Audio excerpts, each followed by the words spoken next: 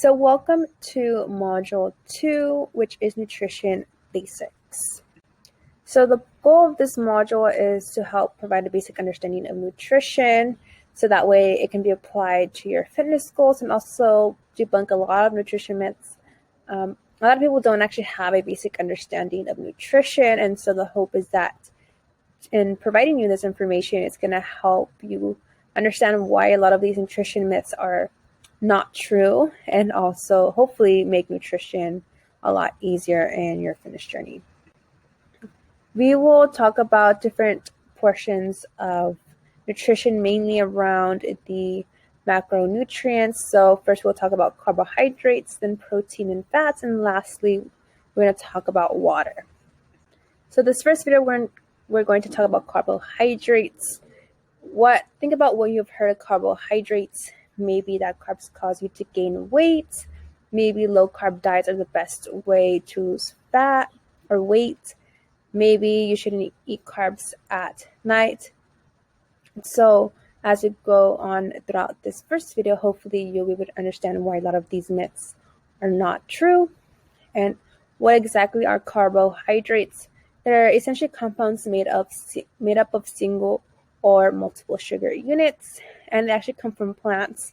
So when plants perform photosynthesis, they create glucose. So when you think about foods that contain carbohydrates, a lot of them, mainly all of them, are coming from plant sources. So what are some functions of carbohydrates? First and foremost, they provide energy for the body when you're working out. They provide energy to fuel your workouts. They also provide energy to fuel your brain and also your nervous system. So super important for that. They also add bulk to foods. They also are able to store energy, and they also spare muscle. So when you consume a low carb diet, the body will actually begin to use muscle instead as energy. So when you're trying to build muscle, that is not optimal. So what are the different types of carbohydrates?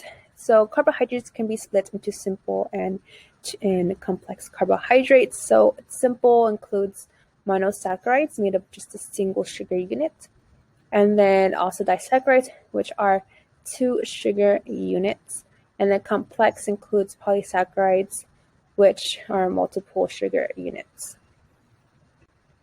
So first we're going to start off with monosaccharides, which just contain 1 sugar unit. They include fructose, glucose, and galactose.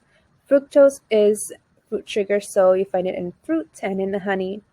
Glucose is commonly known as blood sugar, and galactose helps to form milk sugar. And because this type of sugar contains only 1 sugar unit, these can be directly absorbed into the bloodstream. So let's say you're going to go work out, having or consuming these monosaccharide foods with only 1 sugar unit, like fructose, like which fruits, banana, peaches, anything like that, because they can be absorbed directly into the bloodstream. Consuming these types of foods can be helpful prior to working out to help provide energy for your workouts, and also even maybe after you work out, because after you work out, your glycogen stores are depleted, so you need to replenish those, and so that'd be a great source after working out as well. Next, we'll go into disaccharides, which are 2 sugar units. They include sucrose, lactose, and maltose. So these disaccharides are made up of the monosaccharides. So sucrose is table sugar, lactose is milk sugar, so the sugar found in milk and dairy products. Maltose is malt sugar, which appears when starch is broken down. And so disaccharides are broken down into monosaccharides before they are absorbed into the bloodstream. So diving into complex carbohydrates, the polysaccharides, and they include starch, fiber, and glycogen. Starch is the plant storage form of glucose, which can be converted into glucose in humans, and it includes foods such as potatoes and grains. Glycogen is a storage form of glucose in humans and animals.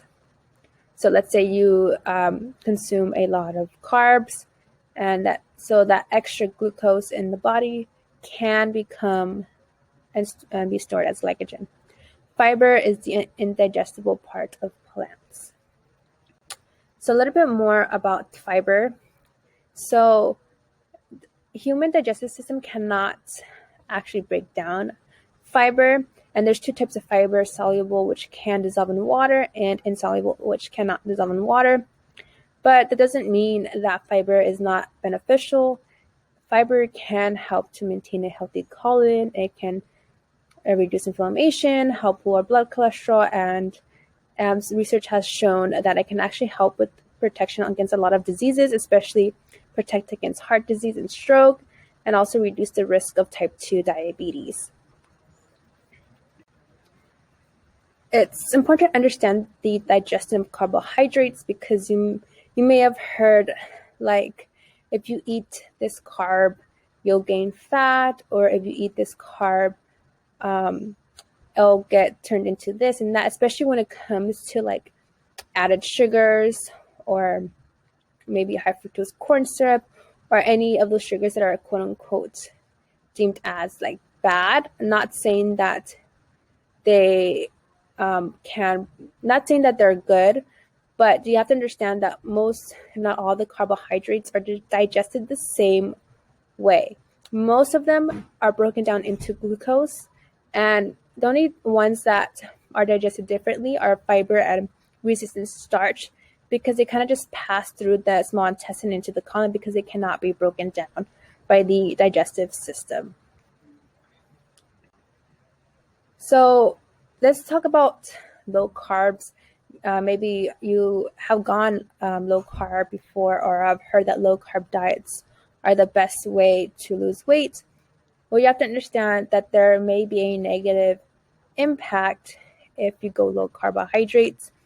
Without glucose, the body is forced to use protein, and fat is energy. Remember, as you mentioned earlier, that protein can be broken down, and if you're trying to build muscle, that's not ideal situation.